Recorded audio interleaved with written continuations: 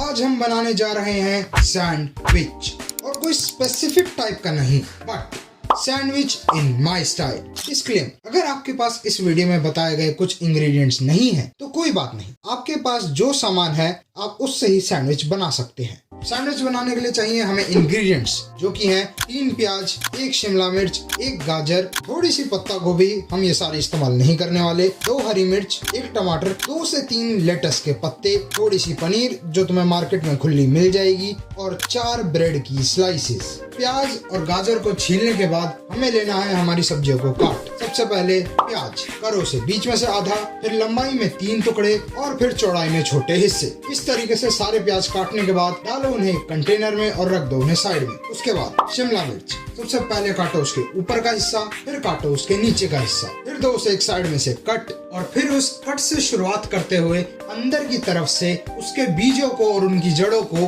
काट दो कुछ इस तरीके से। देखो उसके बीज कितनी आसानी से निकल गए। अब इस शिमला की बड़ी स्ट्रिप को कर दो 3 से 4 हिस्सों में, और फिर उनमें से एक हिस्से को काटो लंबाई में स्ट्रिप्स में, और फिर उन स्ट्रिप्स को भी कर दो डाइस। इस तरीके से अपनी पूरी शिमला मिर्च को काटने के बाद रखो उसे कटोरी में, रख दो उसे भी साइड में। इसके बाद अपनी दोनों हरी मिर्चों को बारीकी से काटने के बाद रख दो उन्हें भी शिमला मिर्च के साथ। इसके बाद गाजर को लंबाई में कर दो आधा, और फिर उसके एक हाफ को लो, उसके भी लंबाई से कर दो 2 टुकड़े, और फिर उसे पतला पतला काट लो। अगर गाजर ज्यादा बड़ी है तो उसके 2 से ज्यादा हिस्से भी कर सकते हो। सारी गाजर को इसी तरीके से काटने के बाद रख दो उसे भी एक कटोरी में और रख दो उसे भी साइड में। इसके बाद पत्ता गोभी, हम ये पूरी पत्ता गोभी इस्तेमाल नहीं करेंगे, तो हम पहले इसके ऊपर से थोड़ा हिस्सा और फिर इसके साइड से थोड़ा हिस्सा काट लेंगे। फिर इसके एक हिस्से को लेके एक तरफ से स्ट्रिप्स में काटेंगे, फिर दूसरी तरफ से कर देंगे इसे भी डाइस। पूरी पत्ता गोभी को ऐसे ही काटने के बाद रखो इसे कंटेनर में और रख दो इसे भी साइड में। अब हमें ले लेना है टमाटर को हमें काटना नहीं है, हमें उसे करना है स्लाइस।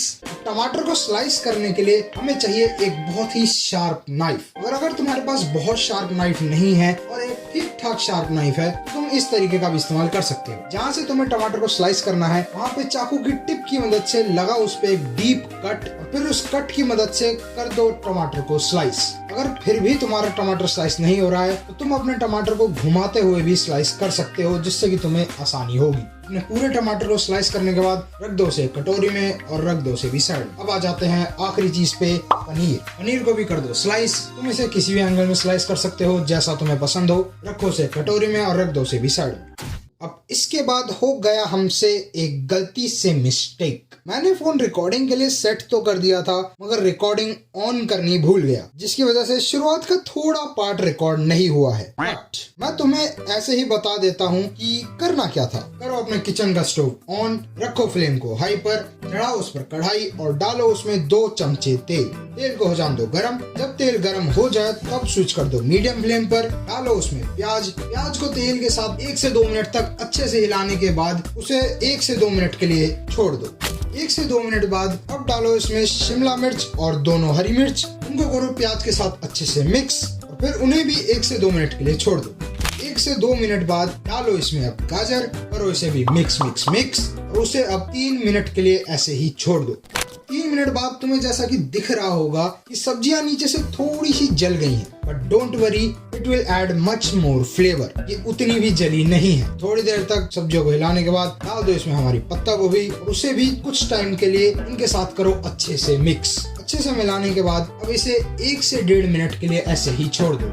1 से 1.5 मिनट बाद स्विच कर दो फ्लेम को बिल्कुल लो पर। अब डाल दो इसमें 1 चम्मच सोया सॉस डालने के बाद उसे करो सब्जियों के साथ अच्छे से मिक्स। अब डालेंगे हम इसमें मसाले। सबसे पहले स्वाद अनुसार नमक, 1 चम्मच लाल मिर्च पाउडर, आधी चम्मच सब्जी मसाला और 2 चम्मच धनिया पाउडर। मसाले डालने के बाद हमें डालना है इसमें बहुत ही हल्का सा पानी, जिसकी मदद से जो नीचे सब्जियां चिपकी थी वो हट जाएंगी और मसालों को सब्जियों के साथ मिलाने में भी आसानी होगी। मसाले, सोया सॉस और सब्जियों को एक दूसरे के साथ अच्छे से मिलाने के बाद अब कढ़ाई को ढक के रख दो 1 मिनट के लिए, और 1 मिनट बाद अब कवर हटा दो। हमने ऐसा इसलिए करा ताकि सोया सॉस और मसालों के जितने भी फ्लेवर थे वो सब्जियों के साथ अच्छे से ब्लेंड इन हो जाए। अब कर दो गैस को ऑफ। तुम्हारे सैंडविच का बेस हो चुका है तैयार। तो सैंडविच पे स्प्रेड करने के लिए और उसको डिप करने के लिए बनानी है हमें एक स्पेशल सॉस। इसके लिए हम लेंगे 4 चम्मच मेयोनीज, 2 चम्मच केचप, 1 चम्मच शेजवान सॉस।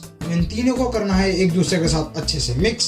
तुम्हारी स्पेशल सॉस बन के हो चुकी है तैयार और अब हमें करना है हमारे सैंडविच को assemble.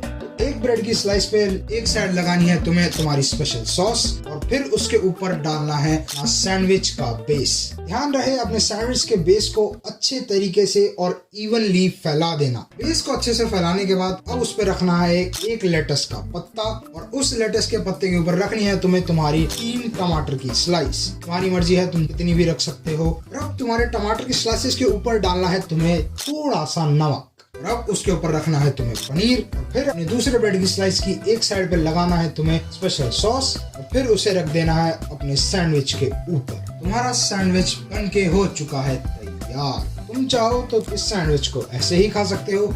I like my sandwich toasty. Sandwich को टोस्ट करने के लिए तवा या पैन करो अच्छे से गरम, डालो उस पे घी डालने के बाद रखो उस पर अपना सैंडविच। उसे टोस्ट होने के लिए 30 से 40 सेकंड के लिए छोड़ दो।